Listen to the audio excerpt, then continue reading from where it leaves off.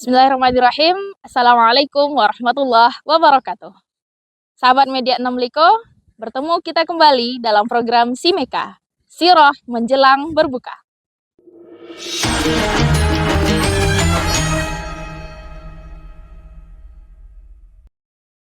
Alhamdulillahil malikid dayyan, assalatu wassalamu ala Muhammadin, sayyidi waladi adnan, wa ala alihi wa ashabihi wa tabi'ihi ila marriz zaman.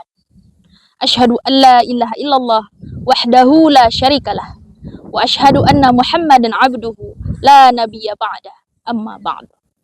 Sahabat Media 6 Liko, pada Simeka kita kali ini insyaallah kita akan membahas tentang 4 perempuan penghulu surga.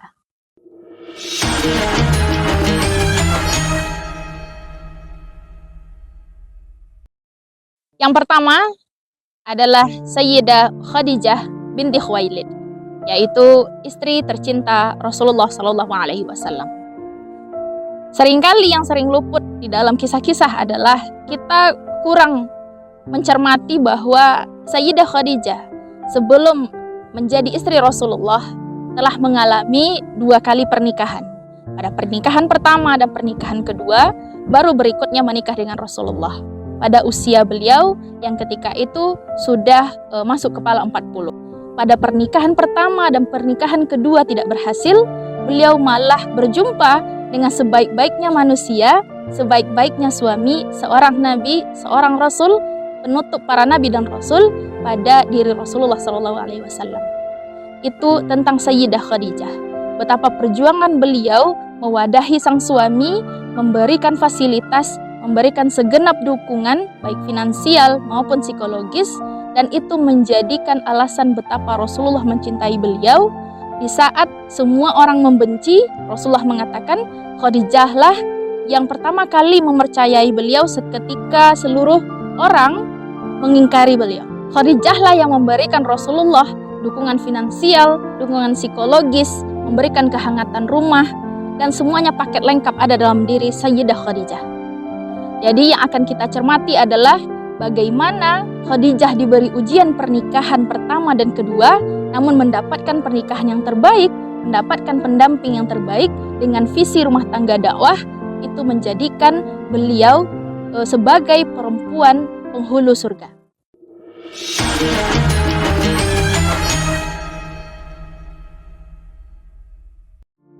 Yang kedua adalah Asiyah, istri dari Fir'aun. Sebagaimana yang kita ketahui, Asiyah adalah perempuan solehah yang bersuamikan seorang tiran paling zalim yang pernah ada dalam sejarah umat manusia, yaitu Fir'aun. Dari sini para ulama menyampaikan, dari sini kita juga bisa mengambil pemahaman bahwa tingkat ketakwaan, tingkat kesolehan, bahkan jaminan surga bagi seorang perempuan tidak menjadikan suaminya sebagai tolok ukur ketakwaan. Jadi tidaklah seorang suami menjadi barometer, menjadi tolok ukur dari keimanan dan ketakwaan seorang istri. Contohnya Asiyah yang berada dalam naungan Fir'aun, mati bahkan di tangan Fir'aun, tapi itu tidak menjadi jaminan bahwa Asiyah menjadi kafir lantaran suaminya kafir. Asiyah masuk neraka lantaran suaminya kafir.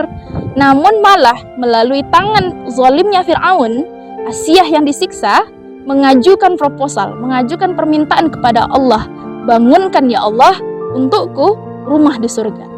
Dan Allah memenuhi janji itu kepada Asiyah. Dari sini kita melihat bahwa sahabat Media 6 Liko, janganlah menggantungkan ketakwaan atau kadar keimanan kita, agama kita berdasarkan tingkat kesolehan atau keislaman suami kita atau pendamping kita. Bukankah Nabi Nuh alaihissalam dan Nabi Lut alaihissalam juga diberikan keluarga, namun keduanya istri mereka itu berkhianat. Yang satunya menuduh suaminya gila, menuduh suaminya pembohong, sementara yang lainnya istri Nabi Lut alaihissalam malah menuduh bahwa suaminya ini juga penyuka sesama jenis. Bayangkan padahal mereka sama-sama berada di bawah naungan seorang nabi. Jadi dari sini kita mengetahui bahwa belum tentu tingkat kesolehan pasangan memberi jaminan kepada suami atau istrinya. Asia, walaupun dia solehah, bahkan mati di tangan suaminya, tidak terpengaruh pada tingkat kekafiran suaminya sendiri. Yang ketiga adalah Maryam binti Imran. Sahabat Media 6 Likau, yang kita ketahui, Maryam binti Imran atau sang perawan adalah perempuan yang sangat menjaga kesucian dirinya. Tidak seperti dengan Asia yang diuji dengan suaminya yang zalim. Tidak juga seperti Sayyidah Khadijah yang diuji dengan pernikahan pertama yang gagal, pernikahan kedua yang gagal. Namun Maryam diuji dengan penjagaan dirinya terhadap kesuciannya. Sehingga Allah mengutus Jibril untuk memberikan berita kepada Maryam bahwasanya ia akan hamil, diberikan seorang anak. Sementara Maryam mengetahui dengan jelas bahwa dia bahkan tidak berinteraksi dengan laki-laki manapun kecuali Nabi Zakaria alaihissalam yang setiap hari datang untuk melihat keadaannya, mengawasinya, memberikan ilmu pengetahuan dan pengajaran. Maka tentu hal ini menjadi sesuatu yang sangat mengguncang bukan hanya psikologis Maryam, bukan hanya keimanan, tapi juga mentalnya sebagai seorang perempuan pada dasarnya. Maka sahabat Media 6 Liko, dari sini kita memahami bahwa berbeda dengan Khadijah binti Khuwailid yang ujiannya adalah pernikahan pertama gagal, pernikahan kedua juga gagal. Juga berbeda dengan Asia yang ujiannya adalah suami yang zalim, suami yang kafir, bahkan meninggal di tangan suaminya sendiri. Ujian Maryam adalah penjagaan dirinya, kesuciannya, dan diberikan anugerah yaitu hamil tanpa terikat dalam pernikahan, tanpa punya suami, tanpa disentuh oleh laki-laki manapun. Tentu ini adalah hal yang sangat mengguncang ujian keimanannya dan juga psikologisnya sebagai seorang perempuan. Maka di tengah masyarakat, saat kita menemukan para perempuan-perempuan yang mungkin diuji oleh Allah dengan bertambahnya usia mereka, namun masih belum bertemu dengan pendamping hidup yang tepat, dengan jodoh mereka. Mungkin kita termasuk salah satu orang yang selalu nyinyir bertanya, kapan menikah, di mana jodohnya, kapan berumah tangga. Padahal itu adalah ujian mereka. Seperti halnya Khadijah diuji dengan pernikahan, seperti halnya Asia diuji dengan pasangannya, begitupun Maryam diuji dengan tanpa adanya pasangan.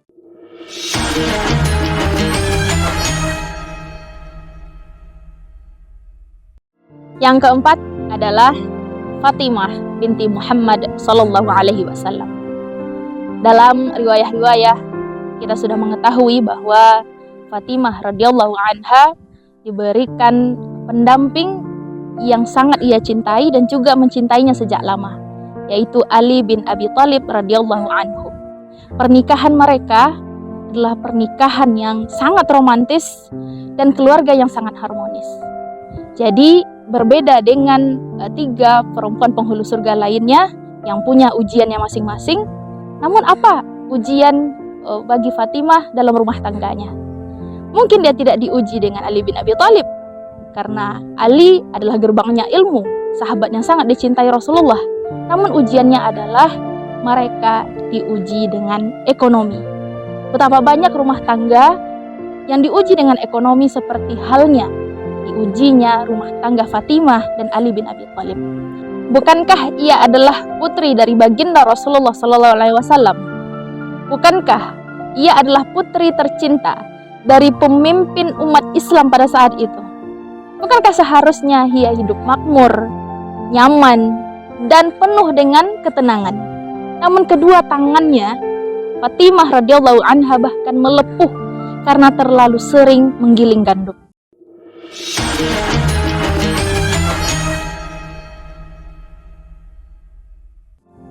Dari sini kita melihat bahwa ujian rumah tangga itu bisa jadi macam-macam.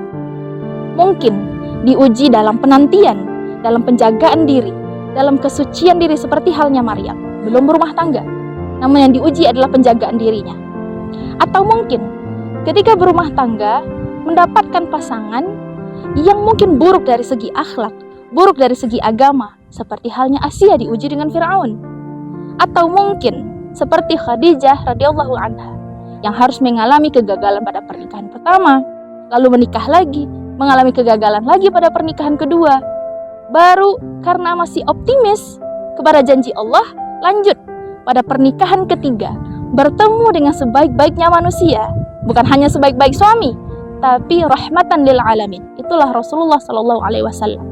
Atau mendapatkan pendamping yang kaya ilmu, begitu memahami agama, menjadi ahli surga seperti Ali bin Abi Thalib. Namun ujiannya bagi keluarga Fatimah adalah ekonomi. Dari sini, sahabat Media 6 Liko, marilah kita ambil ibrah bahwa dalam kehidupan kita sebagai manusia, dalam menjalani kehidupan, memang begitu banyak ujian yang kita dapatkan.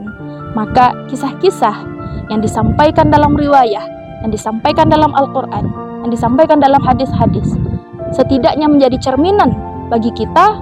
Bahkan mereka yang sudah dijamin surga masih diberikan ujian-ujian dalam rumah tangga mereka, dalam diri mereka, dalam pasangan mereka, dalam ekonomi keluarga mereka.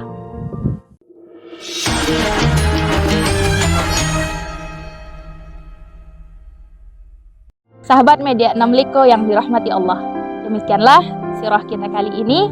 Semoga bermanfaat dan mendapat berkah dari Allah. Sampai jumpa di episode Simeka berikutnya. Wabillahi taufiq wal hidayah, waridha wal inayah. Assalamualaikum warahmatullahi wabarakatuh.